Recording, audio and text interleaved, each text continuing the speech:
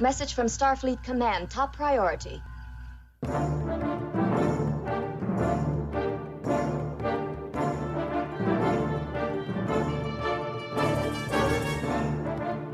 You are listening to the TrekRanks podcast, a member of the Tricorder Transmissions Podcast Network.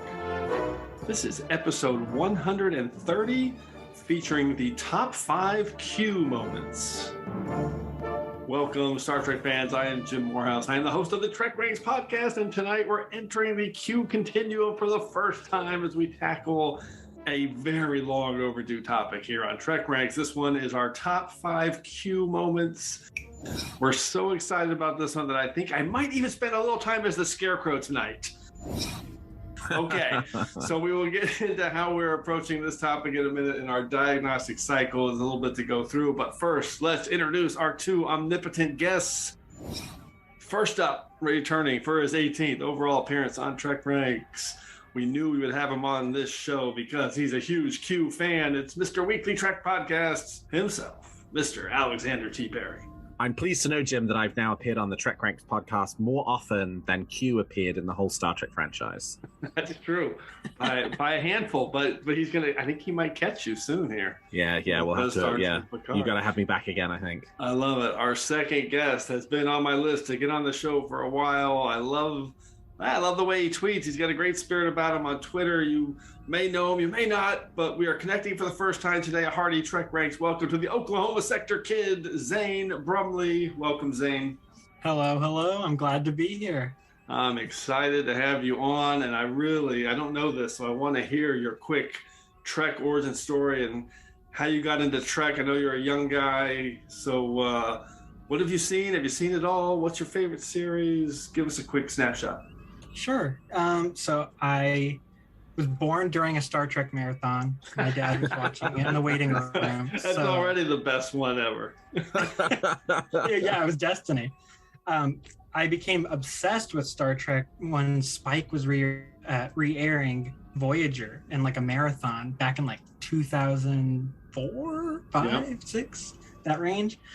So Voyager became my favorite show, although Picard is up there for my latest obsession. So it's like number 2 on my list now. But I've seen all of Trek at least once. I'm a little rusty on the original series, but other than that, I revisit all of them pretty often.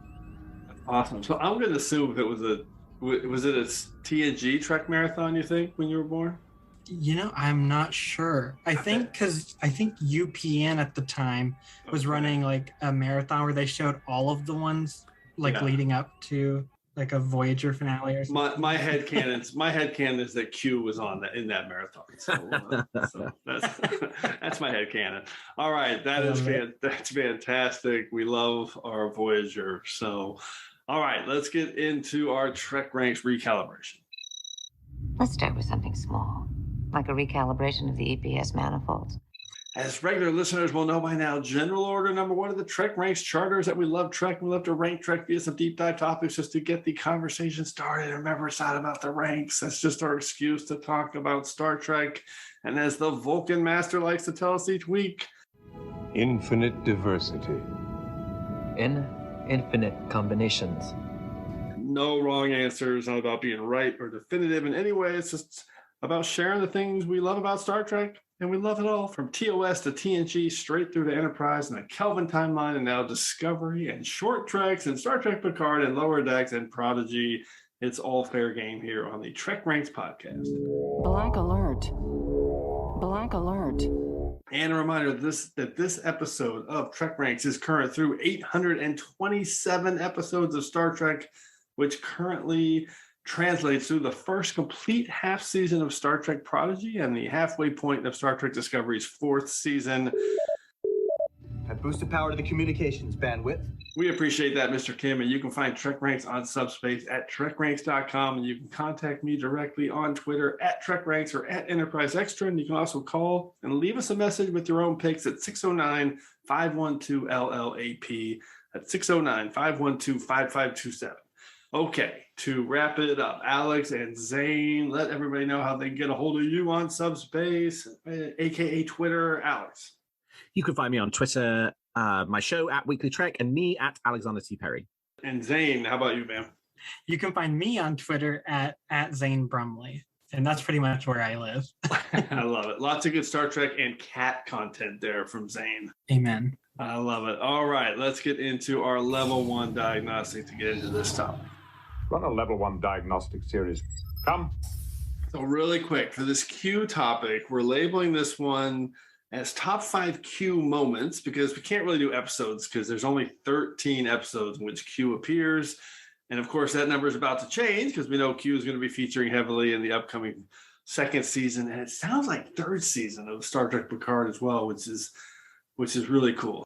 So we're using this as our preview episode for Star Trek Picard. And for this one, we are doing moments, and but we are counting this as one of our character episodes. So this is our 14th time we've done a character deep dive on TrekRanks. So you know what that means. I'm going to rattle off the roll call of every character we've done so far. We've done Kirk. We've done Data, Cisco, Kira, T'Pol, Neelix, Icheb, Nog, Odo, Picard, Janeway, Crusher, Wesley and Beverly, Dax, Ezri and Jadzia. And yeah, I think that sums it up. So I just love to rattle that off. Everyone's skipping forward on their podcast player right now. All right. And finally, as we do with all of our character episodes, we're going to ask everyone for one word to describe Q or the Q, depending on how you've defined this topic in your Prime Directive. So Alex, we're going to start with you. What is your one word to define Q? Dangerous. Ooh, God, that is so good. Anything you want to add to dangerous? I mean, you know, it's funny when you think about the Q character, your mind oftentimes is drawn very, very strongly to the comedy episodes, right? Deja Q, Cupid, other episodes in which sort of there's, that kind of trickster nature of Q comes through. But for me, my favorite Q episodes are always the ones in which the character is a bit dangerous. And because my mind is in sort of a Star Trek Picard season 2 frame of mind, I think based on everything we have sort of seen of the season so far, we're maybe going to get a bit more of the dangerous Q than we are the trickster Q. So that was sort of where my mind is for today's episode. Love it. That sounds like a Prime Directive preview, which is similar to me. So how about you, Zane? What's your one word to describe Q? So I thought about this for a little bit. Ultimately, I decided to say teacher. Oh, that's fascinating. Tell me why. So oftentimes, the episodes I'm drawn to most are when Q is usually teaching a lesson, often to Picard, sometimes to others. He's a character that always wants to teach a lesson, and occasionally the formula is flipped around and he's being taught a lesson. And I think that happens more often later on, and I can explain later as we go through my picks. But oh my God, this will be interesting. That's fascinating. I don't think I've ever thought of that, but as soon as you said it, of course, yeah, that's happening a lot in the Q episodes. Wow. Yeah, I love that. That's really, really good. Okay, so for me, the word was simple. It may or may not be a spoiler for my picks ahead, but I went with irrepressible, which is not to be controlled or contained, which I chose because it happens to be the same word that Q, aka Quinn, used to describe Q as well. Mm-hmm. So I like that I really like that actually in the episode, and it's just perfect. He's not to be controlled or contained, and that's just the truth. Okay, we've covered a lot of ground there in our diagnostic cycle, but now let's get into our Prime Directives. But what you're proposing is exactly the kind of tampering the Prime Directive prohibits. Okay, so it occurred to me when I started diving into my Prime Directive that top 5 Q moments could mean Q as in John de Lancie, but it also means Q as in the continuum or a mix of the two. So because there are actually a lot of other Qs that we see. So I'm curious where you guys went with your Prime Directives. So Alex, how did you break it all down? For me, I stayed pretty traditional. Mine are all John de Lancie picks, and I used my one word as my kind of theme for the Prime Directive, as I kind of teased. So I was looking for moments that they didn't have to be like completely dangerous Q moments, but like there's some shade of danger that exists there along the way. Hey, I love that. It's going to be awesome. How about you, Zane? So teacher was a big part of yours? Yes. So like Alex, my prime directive followed my descriptive word as well. So I wrote down Q either teaches a lesson or learns a lesson. And most of my picks will revolve around that. All right, that's fantastic. So I started by considering the entire Q Continuum for my picks. I thought that might be a good way to look at it since there are some other characters. So I wasn't just confined to thinking about just John de Lancie.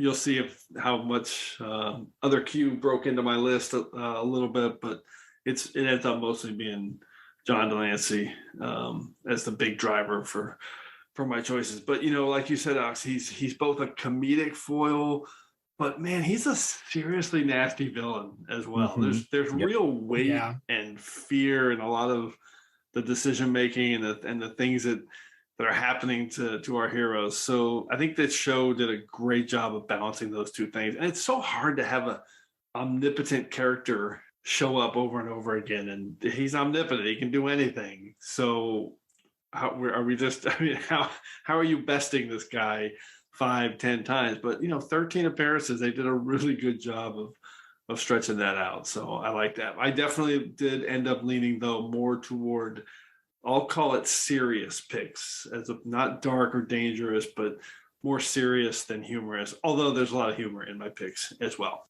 And I'm going to go back to my character thing. I just realized this. Our last 3 character episodes are all ones that cover more than one character. Crusher, Dax, and now Q. You can pick multiple things. That really is something that's interesting only to me. Okay. Here we go. First Cadecaton, introduce us to the new order of things. It'll be alphas like us that determine the future of this quadrant. That will be the new order of things. Thank you, First Cadecaton. As always, a quick reminder on how we're going to go through the order of things. First, everyone will start with their 5-word summary and a hashtag to tease their pick. Then we'll each reveal our picks for our top 5 Q moments and the reasons we're highlighting it. And at the end, we'll ask everyone for a few secondary system selections for the picks that just missed our lists. And as always, if you have any duplicate picks, make sure you listen for the Defiant Torpedoes. Okay, Alex, let's kick this off with you. What's your number 5 pick for your top 5 Q moments? All right, 5-word summary. You are out of order. Hashtag, this is a merciful court. My pick is Star Trek The Next Generation, Season 1, Episode 1, Encounter at Farpoint. And specifically, the very first courtroom scene in the episode, the first time we're introduced to Q in the magnificent judge's robes and the deeply off-putting, deeply weird post-apocalyptic horror courtroom that they set up. This is just a completely the scene is just really unnerving, right? From the screaming audience to the drugged up soldiers to Q himself kind of being, A, very mercurial, and B, really dangerous to the degree that they say one thing wrong and he, puts Tasha Yar on ice, so to speak, and sort of has to be talked down from just being really ready to just be very confrontational and aggressive with Picard and Q. And so, this was sort of the moment where the character was, throughout Encounter at Farpoint, you get kind of a little bit of the humor, right in that very first appearance. There's obviously, some humor when he's kind of flicking through the commies and the, ship captain. But I think this is the point at which the character is absolutely at his most dangerous, because you don't yet have any of that experience with the trickster Q. Yeah, there's some humor before it, but this is where there's real agency to it. There's a threat to it. There's a real threat totally here and throughout the whole scene. And it's got that weight to it. I love it. Definitely one that I considered. Zane, what's your take on Q beginning the trial in Encounter at Farpoint? I got really close to putting this on my list. It's so wonderful because it feels like a twisted circus scene when he takes him into this courtroom. And I really feel the threat of Q during that, because he does he ices Tasha so quickly. And they just don't seem to be getting, none of the Starfleet crew seems to be able to get what Q is wanting for so long. And I don't know, it's just fantastic. This was a really close pick for me. I love it. I love it. I think there's going to be a lot of impersonations in our 5 words and a hashtag. So those are definitely coming from me. And I will say this, spoiler alert for anyone who hasn't listened to our previous episode. This is incredible. 2 straight episodes, 2 completely unrelated topics, and the exact same scene and episode has been picked for both. In our previous episode, Top 5 First Times, Kim Lawler chose this exact scene with the first time Picard quotes Shakespeare. So I love it. And it was the first pick in round 5 as well. So again, that probably matters only to me. I think that's cool. Zane, what is your number 5 pick? For my number 5 pick, I chose another moment that was early on with Q. My 5-word summary and a hashtag is knock knock, Q there, Borg. And from Q Who, we have Q talking over Picard's shoulder while there's a drone in engineering. Oh, fantastic scene. I love it. This scene it's so good because Q is clearly just there to watch everything unfold. He's setting up for something very huge with the Federation later on, with Picard later on. And he's just quietly describing the Borg into Picard's ear while they're trying to, get rid of this new threat. They have no idea what they're experiencing. Interesting, isn't it?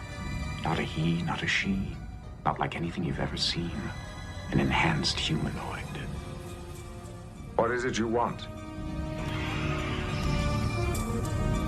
We mean you no harm. Do you understand me? Understand you? You're nothing to him. He's not interested in your life form. He's just a scout, the first of many. He's here to analyze your technology. He may attempt to gain control of the ship. I wouldn't let him.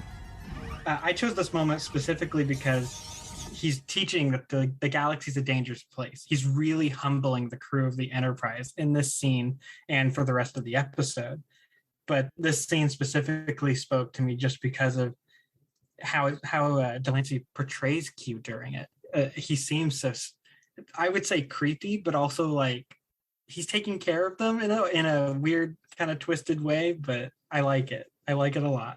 Really, it sets the tone. I love this. So this is not quite a duplicate, but I'm going to jump straight into my round 5 pick, and then we'll let you comment, Alex, because it's literally the scene almost right after this. So my 5 words and a hashtag: carving us up like Q. Hashtag I need you.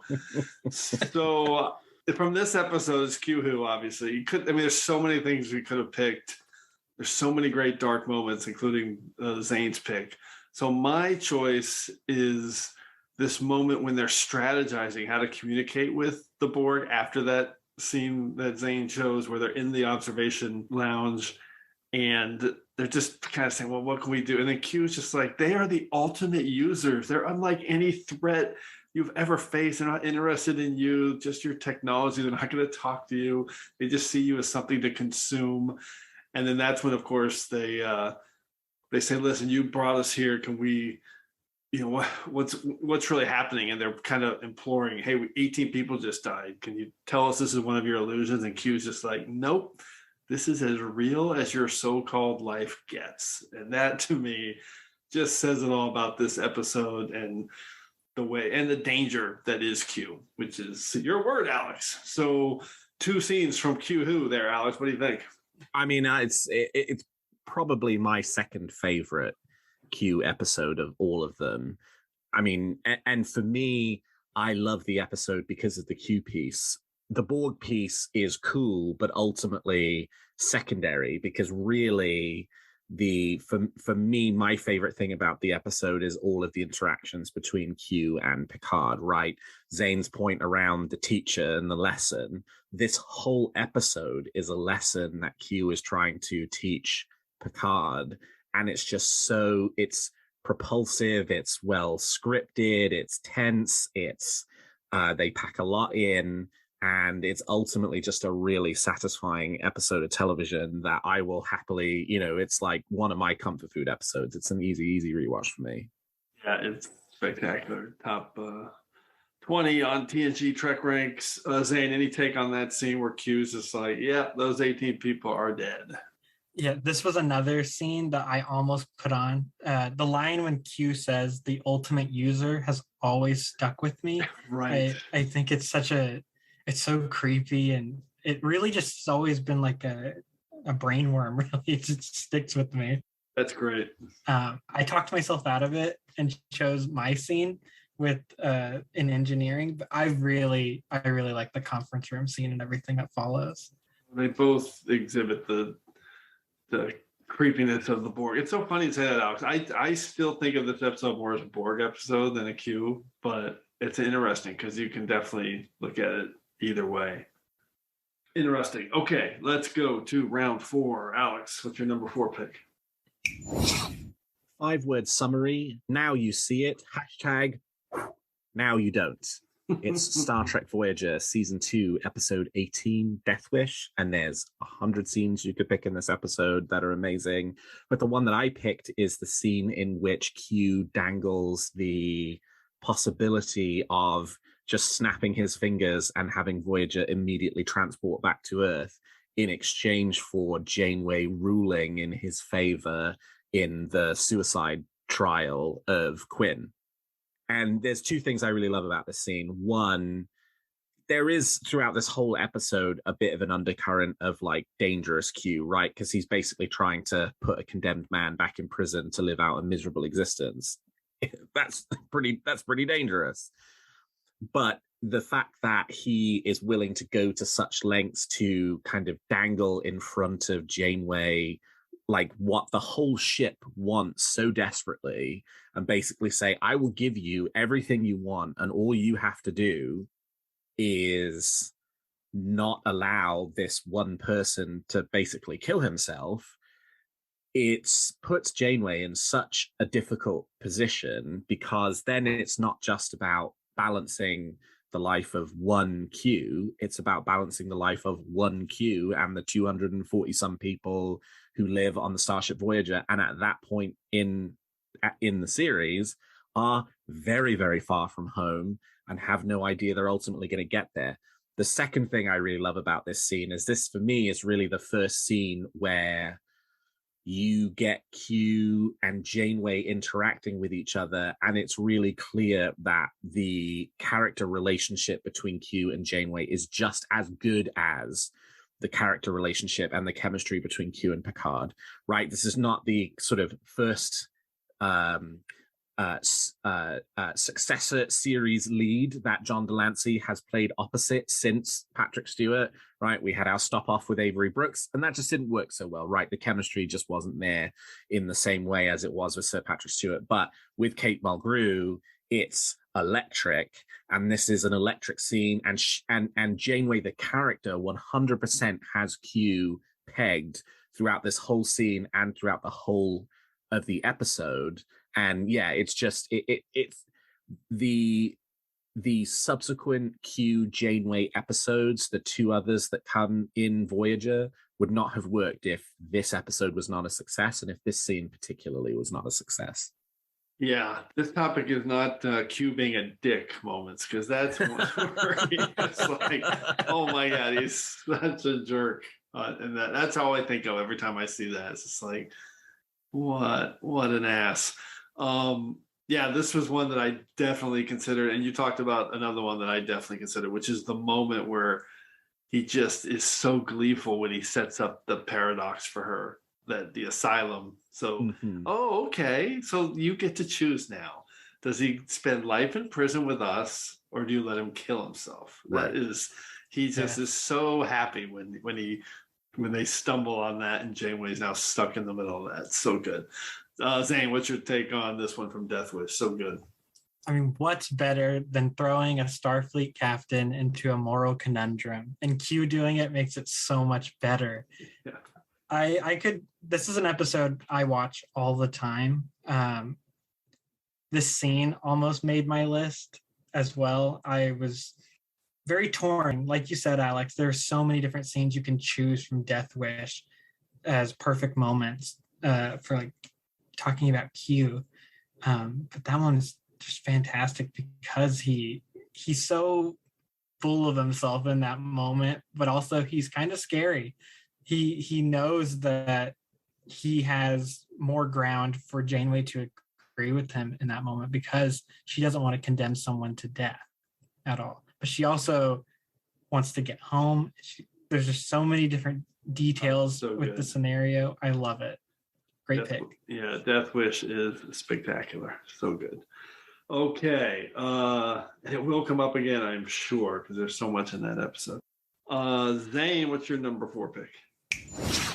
So my number 4 pick would be #NoGatch Hemlock fulfills Death Wish. So yeah, we were following a very similar line of thinking here. I went with the final scene with Q in it, where he, admits to providing the poison for Quinn to, complete his suicide. I liked this moment for the fact that Q kind of was reminded of who he was and how far he's come since we saw him in early TNG, really. Like he was battling out with the Continuum so much early on, where he got kicked out eventually, and he kind of flips the switch at the beginning of this episode. He's very much pro Continuum. This is what I want. This is I want what the Continuum wants kind of deal. And he seems a lot more conformist than what we're used to, I feel like. But he definitely shifts during this episode when Quinn reminds him that he used to be a much more free-thinking individual. And it's just such a heartbreaking moment. But Q, grows during it. And I think that's a very invaluable scene to have. I knew there was a reason I had you on this show, Zane. My 5 words in a hashtag: Q getting his groove back, #courage of his convictions. And I have the exact same scene. So we have the Death Wish round. It's now official. The round 4 is all Death Wish. And yeah, Zane, I chose the exact same scene because it's obviously, listen, Death Wish is such a great episode of Trek.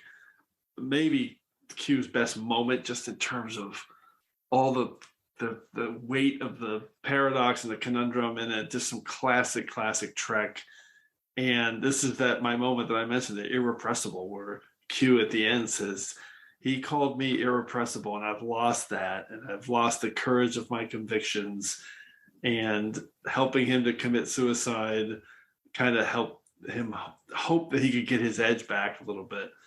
But the very last line is literally where she's like, well, the Continuum's not going to be very happy with you. And he says, I certainly hope not. And then, and so for me, I took that as, now we saw a little bit more of that in the Q and the Gray, and maybe a little in Q2, where he's sparring with the Continuum a little bit. But I heard that when I was doing my rewatch for this TrekRanks homework, and I thought, that's the dark and edgy. I think we're going to see some of that in Picard. It's such a great setup for Q, is getting back his kind of real edgy dark side and less of the frivolity of like Cupid and things like that. So yeah, I love this episode. Michael Piller wrote this one. So good. Alex, any other final thoughts on Death Wish? Love it. It's the perfect bookend to Deja Q, right? If Deja Q is the episode where he's so irrepressible, he gets kicked out of the Continuum and sort of talks his way back in, he then kind of goes too far in the other direction, and Death Wish is sort of what's designed to put him back on that path towards being the more kind of, irrepressible version of the character. So yeah, it's really terrific. Yeah, really, really good. Okay, all right, we got a duplicate. That's fantastic. Eat your soup, courtesy of a loyal establishment. Jolan True. All right, let's go to the soup round. Alex, what is your number 3 pick? All right, so we're going from duplicates to sequels. My 5-word summary is: it's a wonderful opportunity. #let's call it galactic crossfire. This is Star Trek Voyager, Season 3, Episode 11, The Q and the Grey. Oh, fascinating. And specifically, the first scene in the Q Continuum where Janeway wakes up in this Civil War house and Q reveals that in the aftermath of Death Wish, he has basically instigated this Q Civil War, which is now spilling out into the rest of the galaxy by causing all of these weird supernovas that keep happening. And it's this whole conversation that kind of continues the theme of the episode from earlier in the episode, where Q is sort of propositioning Janeway to have a child with him, and that's kind of gross. But at this part of the episode, he sort of pulls back the curtain to reveal kind of a lot more of the thinking and reasoning behind doing that, and why the conflict is taking place within the Q Continuum between the sort of conformists and the individualists, and the conformists who very much think that, you know, they're the ones who live on the dusty road, and the individualists who are like Quinn. And Q basically says that it's all of this is his doing. He's the one who caused the Civil War to happen. And it is just this, like, the fact that he brought a human into this kind of environment, which is totally unequipped to handle a human. The Civil War rifles, but they're actually Q weapons, so they're basically destroying whole solar systems at the same time.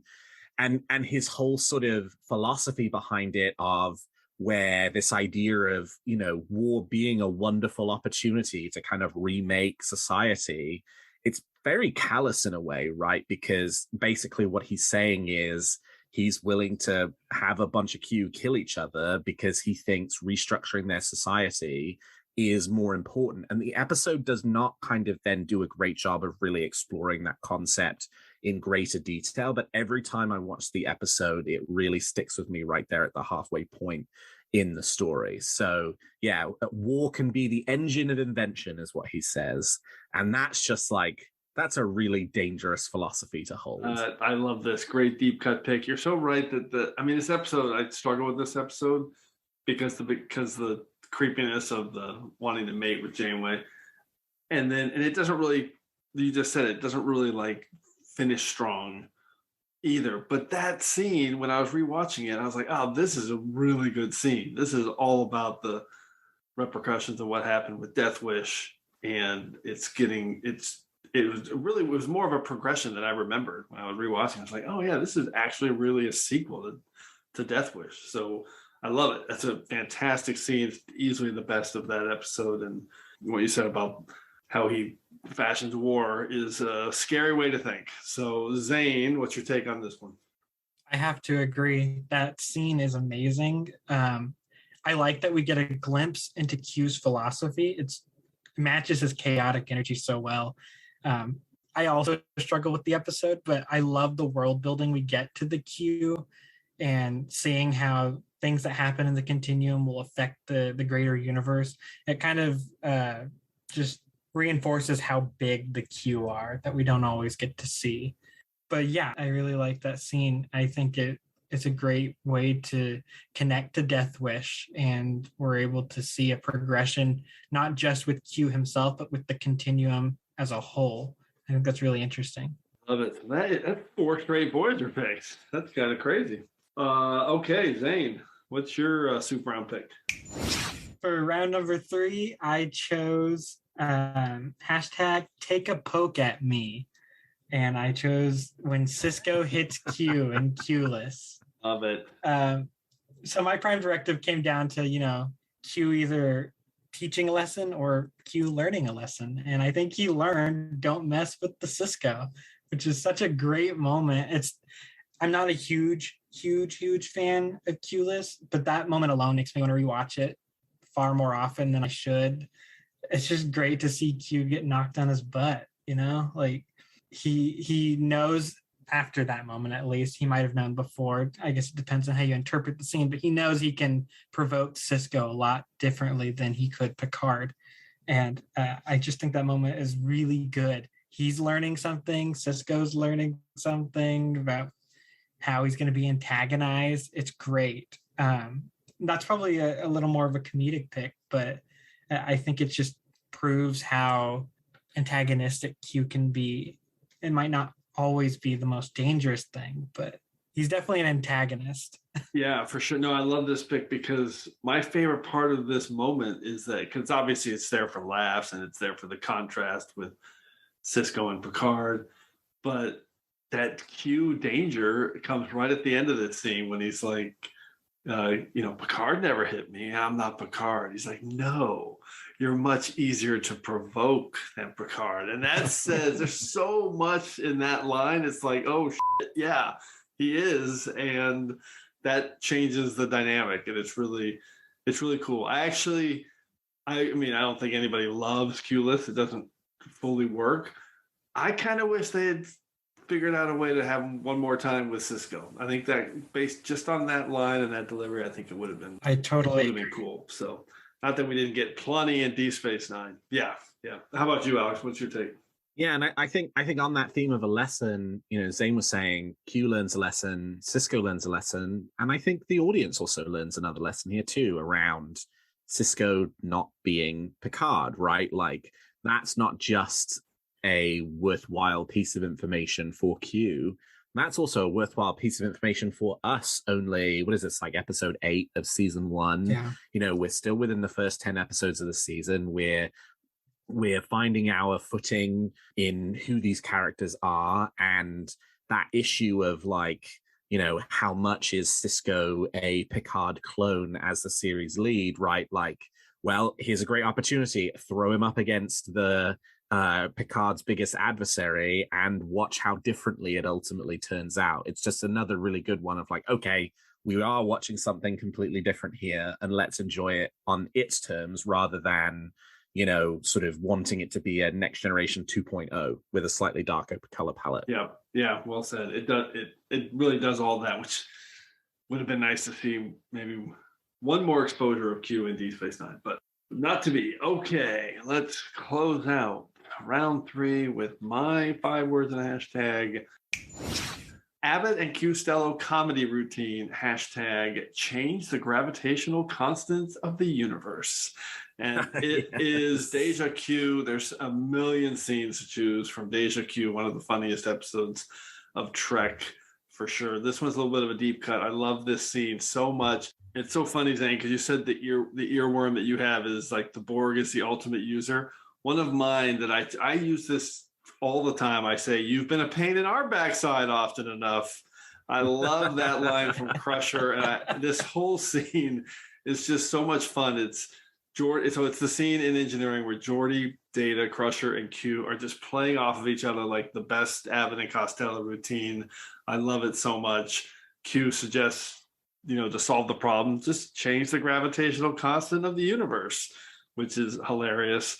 And it has this other great line where when he sees Crusher, because his back hurts, so she's showing up to help him out, and he sees her and he says, "Oh, I see Starfleet has shipped you back into exile." That is so funny because she's gone all of season 2, and of course she wasn't there during Q Who. It's just such a smart line. And then they have one more exchange. It just makes me laugh every time. That she tells him that he's got, back trauma, muscle spasms. And he says, "I've been under a lot of pressure lately, family problems." And that's when she says, "You've been a pain in our backside long enough." And then his absolute just rubber stamp on it. "Your bedside manner is admirable, doctor. I'm sure your patients recover quickly just to get away from you." I love it all. I love it all. And it's, of course, the setup at the end. His stomach hurts and he's hungry. And it's the setup for 10 chocolate ice cream sundaes. So that's my scene. I love that whole exchange in Deja Q. Just brilliant, brilliant comedy. Straight up. Zane, what's your take on this one? I wish I would have thought about this scene, honestly. It didn't even come up in my thoughts. But I remember that when I revisited that episode this week, it totally stuck out to me because it was hilarious. The dialogue was just fantastic. For every single character was nailed perfectly. Yeah. Like Q was having a good back and forth with everybody. Oh, I loved it. And we still got to see Q adjusting to being, human during this part. Oh, I love it. I love it. I love it. Yeah, there's like 5 or 6 just money punchlines in this scene. Alex, what's your take on Deja Q in this one? "I can't stand up." I love this. I love this episode. So I didn't pick it this episode because it's like he's not terribly dangerous. This is more like the funny Q, but this is one of the funniest episodes of Star Trek ever, and that includes the actual Star Trek comedy that we have now. This is such a good episode, and it's such a great scene, and it's zippy, and it's real snappy, and the dialogue is quick fire. And you don't get that in Star Trek a lot, and you particularly don't get that in The Next Generation a lot. There's just like easy banter that's going on, right? Like that is not a term that you would normally associate with a lot of great Star Trek episodes, but this is a great Star Trek episode, and the banter works so You're right, because the reality is this is not a comedy episode. It is, but it's not. It's not written farcical or like it's like Cupid's a comedy episode. It's not written that way. Even though Cupid has some darkness to it, this episode doesn't have much darkness other than the folks on the planet maybe dying. But you said all the best words: zippy, snappy banter. That's just, this scene just encompasses that. There's like 7 or 8 laugh out loud funny lines. I love it. What must I do to convince you people? Die. Oh, very funny. And even eat any good books lately? Even Picard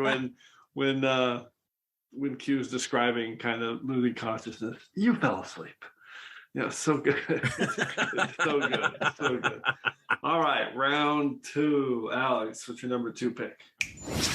We can make this a quick one. 5-word summary. Fine. I need you, Q. All right, Q gets a triple. Hashtag, you can't outrun them. You can't outfight them. This, again, is Star Trek The Next Generation, Season 2, Episode 16, Q Who.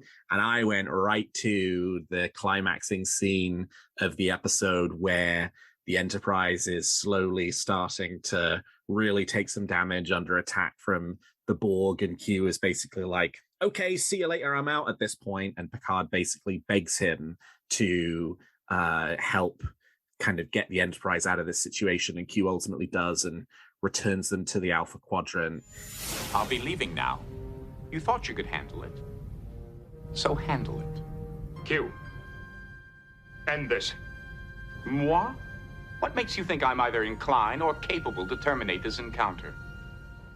If we all die here, now, you will not be able to gloat. You wanted to frighten us. We're frightened. You wanted to show us that we were inadequate. For the moment, I grant that. You wanted me to say, I need you. I need you! And Q basically explains the reason he did it was because, it was a difficult admission for Picard to make that he needed help. He says another man would have been humiliated to say those words.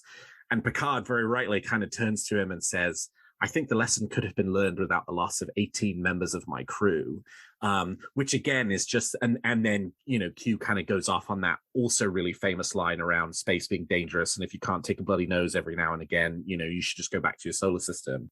This is sort of Q the teacher, right? He wanted them to learn something, to be humble and to not, kind of think that they have everything under control as they continue out into the galaxy.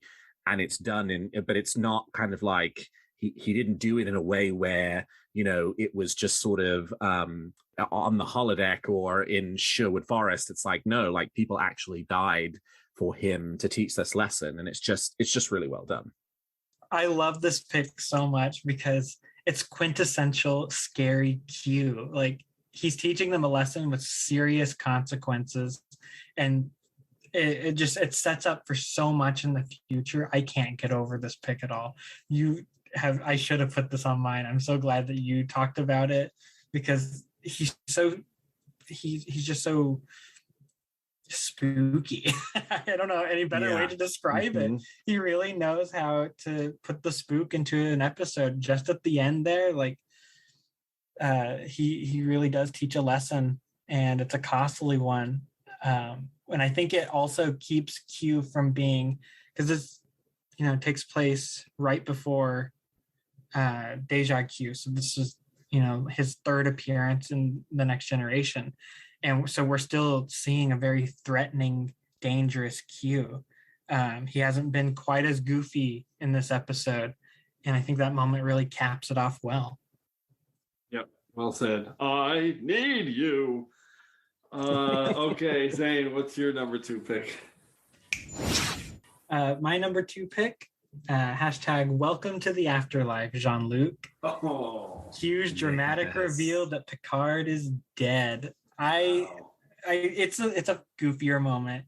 I love it though, just for the fact that Q so he's starting this whole episode's about teaching Picard a lesson about, everything happens for a reason. Taking risks is important.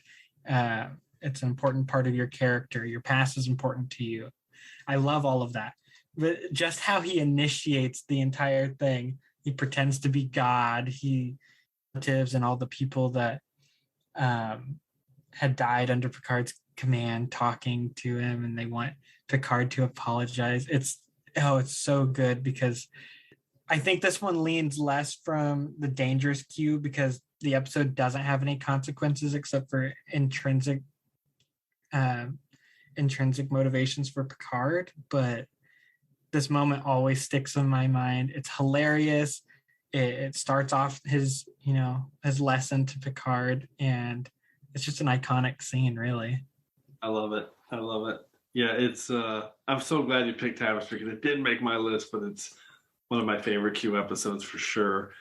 And it's funny you say that. It is, I guess it is kind of goofy scene at the beginning, where all of a sudden they're in the white space and it feels like, refuse to believe that the universe is so badly designed. Yeah. Great line. Yeah. So they have a good back and forth there. I really appreciate that. I'm glad you chose this scene in particular, because I kind of went through this episode thinking I would have something, but it didn't end up making my list. It's such an awesome episode, but maybe I think of it more as a Picard episode. But obviously every time Q shows up in it, it's hilarious too. Is there a Jean-Luc Picard here? Okay, Alex, what's your take on Tapestry? Oh, love this episode and love the scene choice also. It's just, it's so good. It's classic Q in that, it is kind of dangerous, and because he's like dead, but he's there to kind of teach him this lesson. And the moment that almost made my list but didn't quite was not this scene. It's the later scene when Picard kind of experiences life as this small man, and Q's like, okay, well, you got what you wanted, I'm off, enjoy the rest of this life. And it's a sense of like, maybe he won't come back, right? That like Picard might be stuck doing this now as this consequence of his own actions. And there is just this moment of like that sort of, nope, you've made your bed and now you get to sleep in it, which is always really arresting. Okay, let's go to my round 2 pick to close it out. I honestly didn't think I was going to have true Q on my list, but I did my rewatch, and this scene really jumped out at me, similar to the way Death Wish scene jumped out. So here we go. 5 words and a hashtag. The jury is still out. Hashtag superior Q morality. And it is TNG season 6, episode 6, True Q. And the scene I'm choosing is the moment where Picard, Q, and Amanda are all together in his ready room. And basically she's starting to look for answers, like what's next. And, Q's being kind of coy about it, and Picard's challenging him. And Q tries to make a point by saying that Q's superior morality gives them the right to judge her. And Picard just jumps in and calls that out. And so there's 2 key moments here. The second one is Picard goes on a tirade about morality, saying, I'd put human morality against the Q's any day. And perhaps, the reason we fascinate you so, and our puny behavior shows you a glimmer of one thing that evades your omnipotence, is our moral center.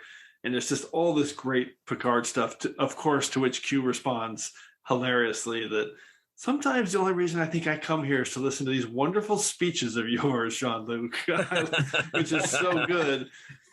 But right before that, the moment that really stood out is Picard saying what a joke it is that you basically put us on trial for the crimes of humanity, to which Q just quickly intersects, the jury's still out on that, Picard, make no mistake. And that really hit me, because obviously we saw more of that in All Good Things, but now every time I think about the trial and the references to it continuing and being, all I think about is Star Trek Picard and the trial never ends and what we're going to see coming up in this series. So that's my moment. It's a Picard going off on Q morality, and then Q just saying, you know, the jury's still out on that, Picard. Make no mistake. And it's really darkly delivered. Really, really excellent from John de Lancie.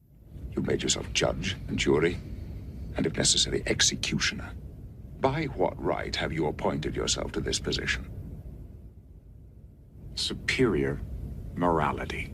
I recall how you used your superior morality when we first encountered you. You put us on trial for the crimes of humanity. The jury's still out on that, Picard. Make no mistake. Your arrogant pretense at being the moral guardians of the universe strikes me as being hollow, Q. I see no evidence that you are guided by a superior moral code or any code whatsoever. You may be nearly omnipotent, and I don't deny that your parlor tricks are very impressive. But morality, I don't see it. I don't acknowledge it, Q. I would put human morality against the Q's any day. Jean-Luc, sometimes I think the only reason I come here is to listen to these wonderful speeches of yours. True Q is my pick. Alex, what's your take? I mean, such a great moment, right? I wonder at the time if they even knew that they were going to revisit the courtroom in the series finale. I think there's no way they did. And it just all fits together so incredibly well. Yeah. It's amazing. I just no way they were thinking that. Right. Complete serendipity. Yep. And this is a script from Renee Echeverria, so separate from Braga and Moore, who wrote All Good Things. Zane, what's your take on this one? That's a really good scene too. Anytime Picard's giving a speech, I always love those moments. But seeing somebody call Picard out for being a speech maker, always great. Like they do it in season 1 of Picard. I loved that too. And just having Q do it makes it even better. I can't get enough of that scene either. But also, I do like the call out about the trial never ending. I like that. It gets me so excited. It's such a powerful line to me. Every time I hear it, I'm like, ooh, kind of got chills on that one. Yeah, I love that you brought that up about the speech, Zane, because it's a lot like when Rios, it says in Picard, like, yeah, Rafi said you were a speech maker. It's literally Q. I mean, it's a great speech from Picard, and then Q just like completely pulls the rug out, like, oh man, he just shuts him down. Yeah, making fun of it. I love it. Really, really good. Okay. Begin round 1. Here we are, round 1. Let's do it. Alex, what's your number 1 Q moment? Couldn't have been any other pick for me. 5-word summary. See you out there. Hashtag the anomaly, my shit, my crew. I guess you're worried about your fish too. It is Star Trek The Next Generation, Season 7, Episode 25, All Good Things. And what, if you were to ask me for my favorite scene in any episode of Star Trek of all time, it is this scene at the end of the episode after the anomaly has collapsed, when they're back in the courtroom and it's just Q and it's just Picard together. And they have this great conversation. This one's kind of a cheat. This is not really threatening or dangerous Q. This is more just like after the threat and the danger is over. But it's so well acted, and the best part about it is the moment in which Q is kind of breaking the fourth wall and explaining what Star Trek itself is all about, right? Where he says, you know, it's not about mapping stars and nebula, but charting the unknown possibilities of existence, and how for a fraction of a second Picard had sort of comprehended some of the larger kind of truths of the universe when he sort of figured out the paradox. And also this element of sort of completely flipping that kind of threatening part on its head of Q was told to do this by the Continuum, but he's actually the one, rather than being the kind of dangerous one throughout the episode, you discover at the end of the episode, he is responsible for like giving Picard all of the tools necessary in order to solve the challenge in the first place, right? He explains that the moving through time, you know, that was my idea, right? So yeah, I love this scene. And then the chair pulls back at the end and he stands up and he raises his arm and he does the whole "see you out there" thing as the music kind of swells. I mean, it's not a coincidence that that's the reason why the exit music for my podcast every week is the music from this scene. I love this scene. It is so good. I sincerely hope that this is the last time that I find myself here. You just don't get it, do you, Jean-Luc? The trial never ends. We wanted to see if you had the ability to expand your mind and your horizons. And for one brief moment, you did. When I realized the paradox. Exactly. For that one fraction of a second, you were open to options you had never considered. That is the exploration that awaits you. Not mapping stars and studying nebula, but charting the unknown possibilities of existence. Q, what is it that you're trying to tell me? You'll find out. In any case, I'll be watching. And if you're very lucky, I'll drop by to say hello from time to time. See you out there. Absolutely worthy choice for an all-time favorite Star Trek scene. My God, it's so good. And I've always loved the meta part of that too, especially when combined with earlier in that episode when he says, we're going to put an end to your trek through the stars. Yes. The first time that type of thing is referenced to. So yeah, fantastic pick. I love that you bookended your number 5 and your number 1 pick with Encounter at Farpoint and All Good Things. Zane, what's your take on this one? You better fire those defiant torpedoes because I have the same one. I love it. So why'd you pick it? I picked it because it's a kind of a mind blown moment, for Picard there. Q says that the Continuum didn't think that he had it in him. And then he goes, for that one fraction of a second, you were open to options you've never considered. I think it's amazing. It's just that one brief moment where he figured out the paradox, and Q is so happy to see Picard finally solve this and to do so well during the trial. It's almost heartwarming because Q did give all the tools to Picard throughout the show. Picard learned a lot of lessons from Q, and I think it finally comes to a very satisfying conclusion here. And these final lines, that final moment shared between them it's beautiful. What a great way to end the show, to bookend the show from Encounter at Farpoint all the way to All Good Things. I love it. I can't get enough. Yeah, it is. It's so beautiful. And all I can think of now, Alex, is we have our scenes in Trek, just maybe doing top 5 scenes. Yeah. Full stop. That would be impossible. But this, man, it's hard to not think of this one as right there because it just defines Trek. And God, what a season! What a finale! So good. Yes, the scene's all about growth. It's perfect. I can't. It's so great. It's incredible. Okay, so we will close out the All Good Things round with my number 1 pick, a different scene from All Good Things. 5 words and a hashtag. You obtuse piece of flotsam. Hashtag the trial never ends. And so just like with you guys, this was my easy number 1. And this is when Q first shows up in All Good Things. So it's when all of a sudden you're back in that room and the trial is happening again. And again, I say this all the time, but you have to, we've all seen it, 50 times now, but you have to transport yourself back to the first time you saw this. Like, holy crap. This is like they are closing this out with the trial continuing from Encounter at Farpoint. Are you kidding me? Just so brilliant. I love this moment. I can't say enough good things about the TNG writers room for the way they brought this series to a close, and the fact that now this trial, which we've seen in these 2 indelible moments in Encounter at Farpoint and All Good Things, is now seemingly at some level going to continue in Star Trek Picard in some new and different way. It's so good. So this scene for me is just jam-packed with incredible iconic moments. Just going to rattle them off. You'd like me to connect the dots from A to B to C. And my favorite part... puny mind can comprehend. You'll be able to quote the whole thing. I got my notes in front of me. I love the I'll answer any 10 questions that call for a yes or a no. And especially when he says, is it part of a Romulan plot, a ploy to start a war? No and no. Sorry, that's not a yes or no question. You forfeit the rest of your questions. All these great moments. It's so good.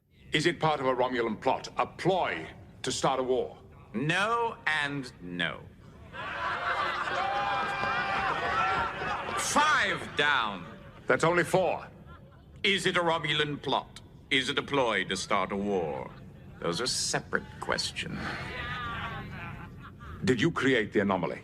No. You're going to be so surprised when you realize where it came from, if you ever figure it out.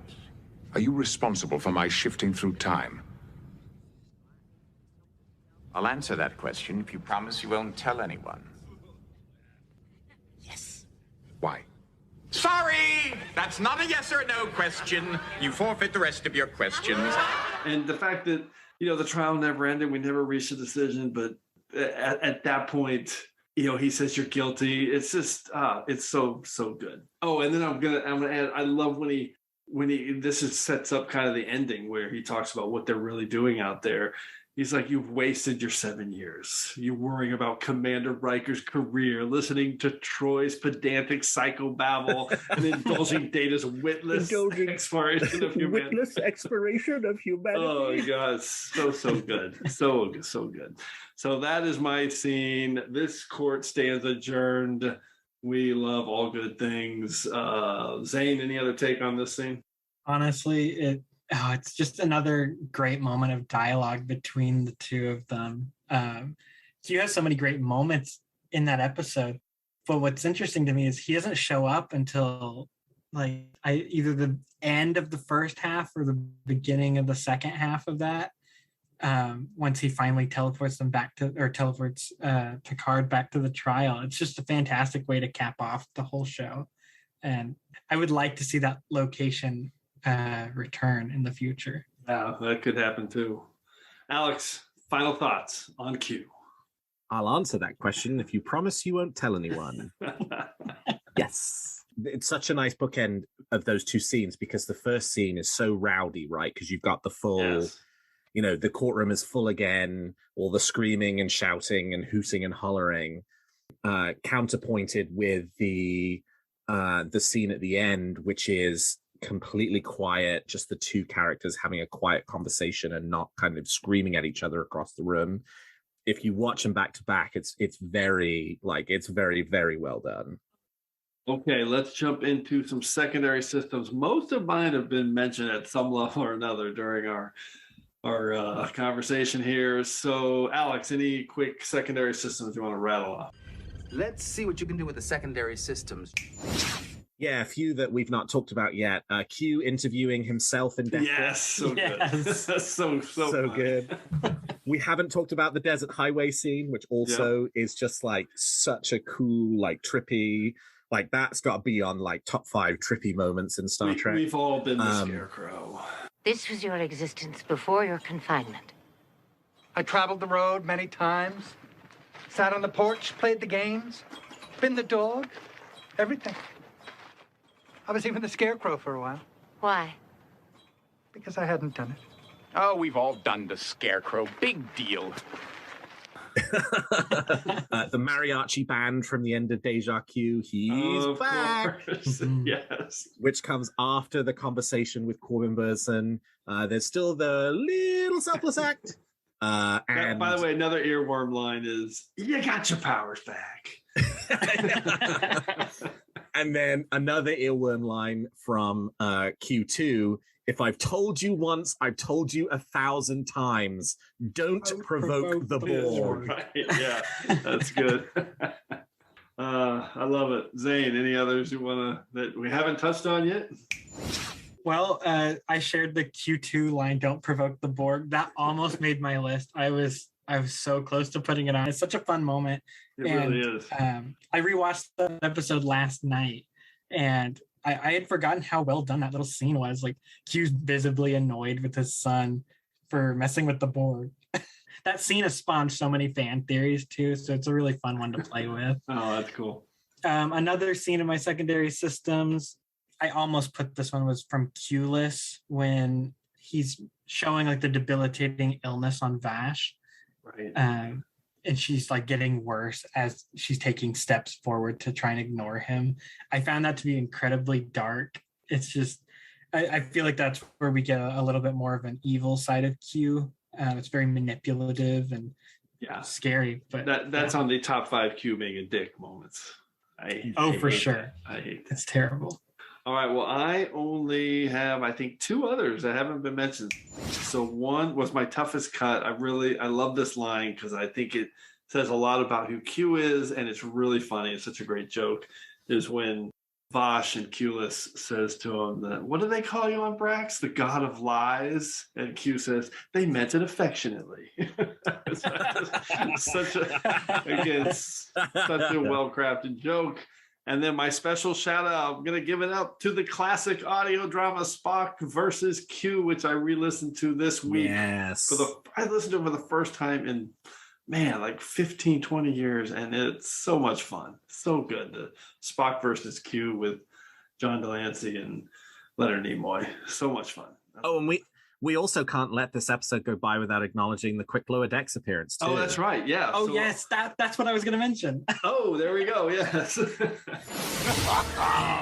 I challenge you all to a duel. Pick your weapons. I pick the mine. Get out of here, Q! No, we are done with random stuff today. We're not dealing with any of your Q bullshit. Oh, s'il vous plaît, Mariner. I want to put humanity to the ultimate test. I'm not French. No, go find Picard. Oh, Picard. He's no fun. He's always quoting Shakespeare. He's always making wine.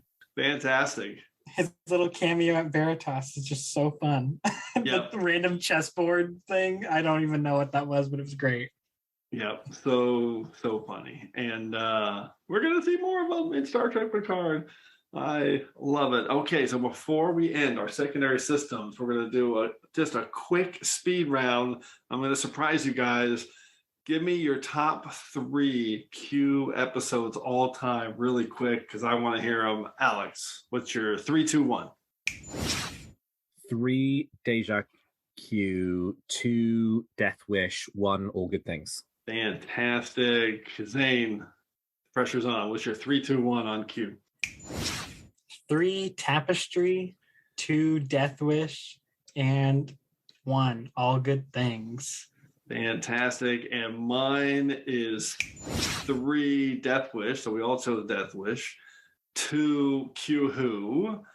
And 1, All Good Things. We all chose All Good Things, number 1. That makes sense. That's just that good.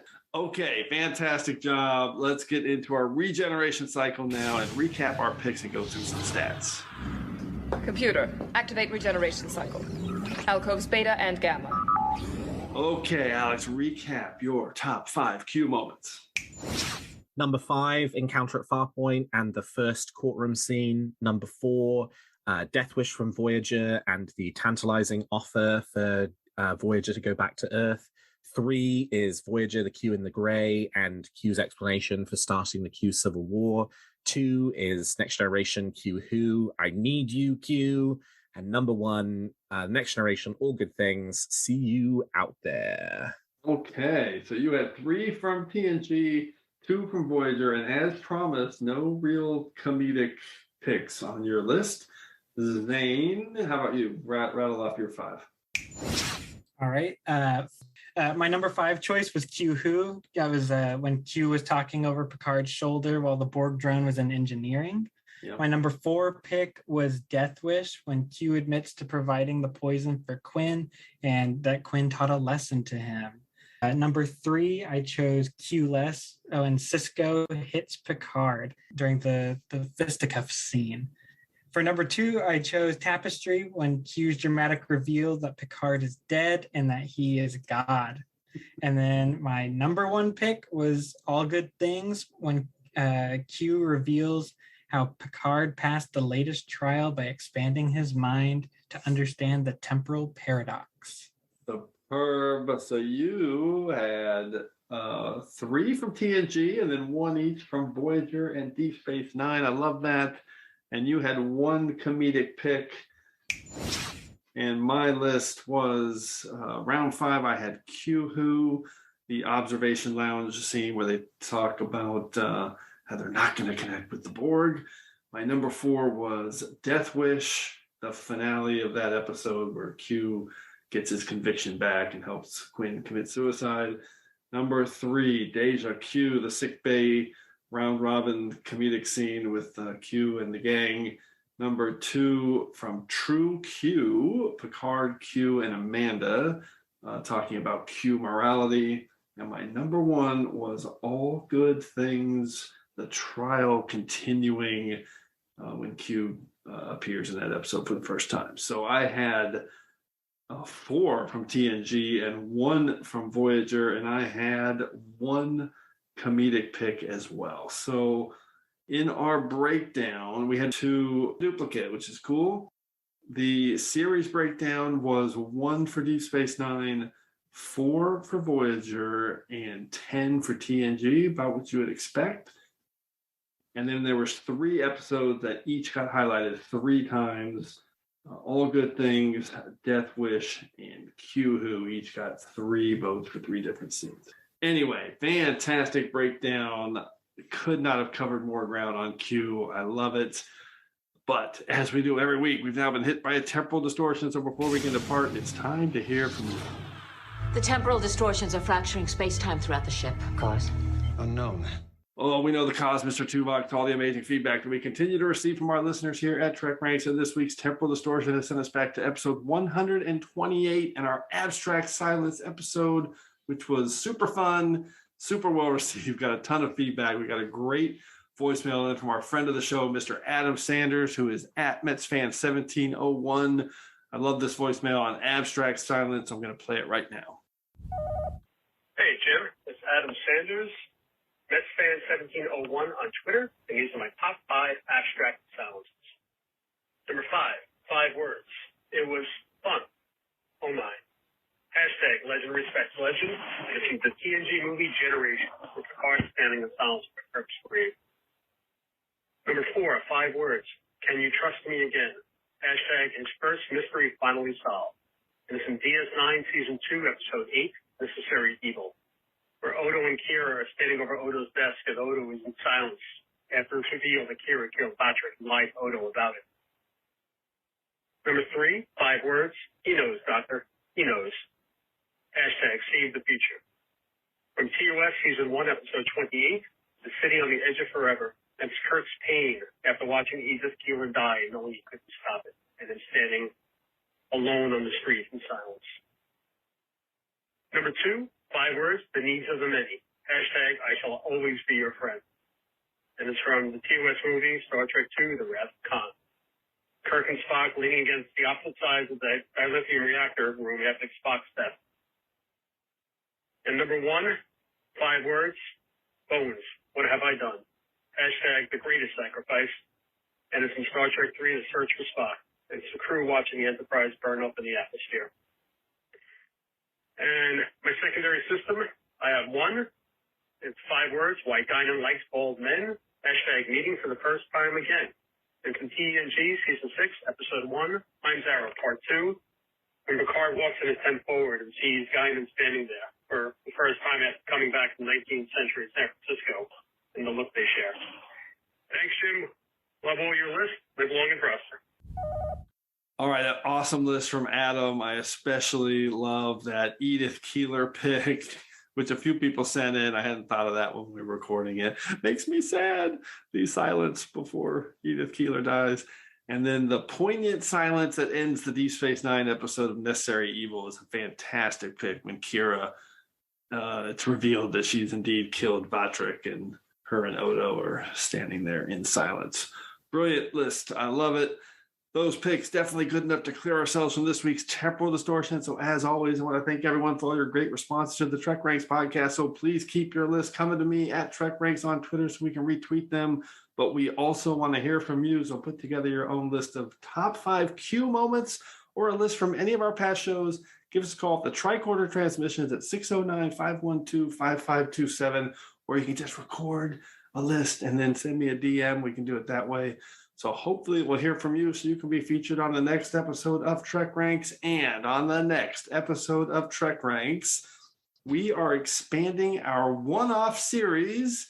So previously we've done one-off heroes, one-off villains, one-off romances, and then one-off Klingons. And now we're doing a show from the production angle. It's going to be our top 5 one-off guest stars.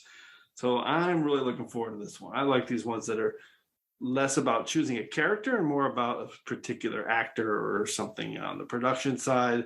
So any guest actor that has only appeared one time in Star Trek. So you can't pick James Sloyan, the legendary James Sloyan, or Jeffrey Combs. So Alex and Zane, if you had to choose one-off guest star that only appeared in one episode, who you got? Alex. I'm blanking on the actor's name, but it's the actor who played Kashyyyk in Counterpoint in Voyager, who I'm fairly certain was only in that episode. Mark something, yeah. It's he's the guy who also played what's his name? He was in Seinfeld. It's like Mark, like Harlick or something like that. Yeah, something like that. Yeah. And I can't remember now his character, and I always think of him because he was in Seinfeld as the tennis pro that couldn't play tennis, who's always yelling at Jerry like, "I beat you!" It's so funny. Anyway, yes, Mark. That's a good one because he was only in one episode. Mark, I think it's Harlick. I don't know. Hopefully that's right.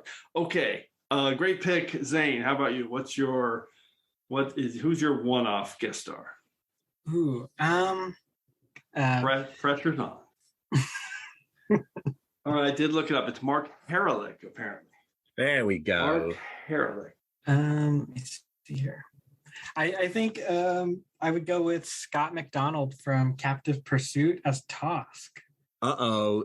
Multiple guest star. He really? Yeah. He's Dolan. He played Dolan in on Enterprise. That's but that's good because there might be a lot of that on the episode. I actually thought you were. He was also Jem'Hadar in Deep Space Nine later on in the show. Oh, that's right. Wow. Yeah. Hippocratic Oath. Oh, that's right. I only recognize him as Tosk. That's so funny. Okay, well, now I got to think of another person. It's so funny when you said Scott McDonald. I thought you were saying Scott Thompson, who is the Canadian actor from Kids in the Hall, who was in Someone to Watch Over Me in Voyager. And I love that guy. And that actually might be one that I consider.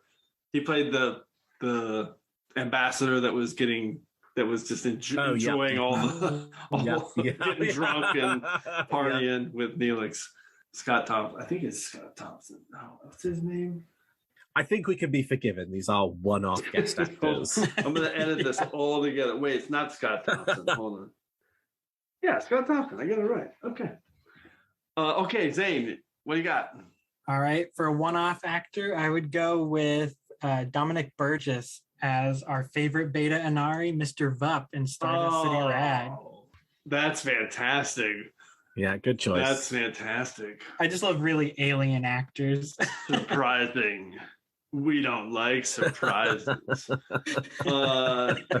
That's a great one, Dominic Burgess, who has been on Trek Ranks. Incredibly. He has been a guest on Trek Ranks. Okay, fantastic. It's going to be a fun topic, but there might be a lot of this kind of bantering back and forth of no, yeah, who, what? Because guest stars can be kind of buried. Sometimes you don't remember who they are. Okay, anyway, enough of that. A huge thanks to Alex Perry and Zane Brumley. It was awesome having you guys on. I was wondering if you could show me how to access these subspace communications logs. And we're going to do that right now, Mr. Neelix. So any final Trek subspace communications either one of you want to relay before we depart? Alex. See you out there. Perfect. Zane, thanks for coming on, man. I hope you enjoyed it. Yeah, it's been a great time. Thank you for having me. I look forward to the next time already. And thanks, everyone, for engaging with us again here on episode 130 of the Trek Ranks podcast. As always, I want to close by saying I'm looking forward to standing with you again here in this place where I belong. Mon capitaine! He's back!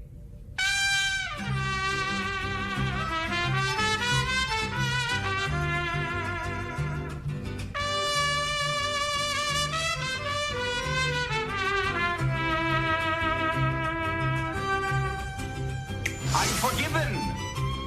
My brothers and sisters of the Continuum have taken me back. I'm immortal again, omnipotent again. Just want to remind everyone again that the entire TrekRanks catalog is available for you to download and listen to at TrekRanks.com and on your podcast player of choice. Our episodes never get carbon dated, so check out the topics you've missed and maybe just want to listen to again over at TrekRanks.com. And a reminder to check out our friends 5-Year Mission at 5yearmission.net. They're writing a song for every episode of Star Trek, and you won't believe how great their music is. They also have a podcast at the Trek Geeks Network, so seek them out. You won't regret it. Q! But I feel like celebrating. I don't. All right.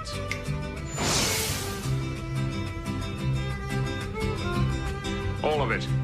Oh. Now, at the risk of being rude. Yes, once again, I've overstayed my welcome. As a human, I was ill-equipped to thank you. But as myself, you have my everlasting gratitude. Until next time.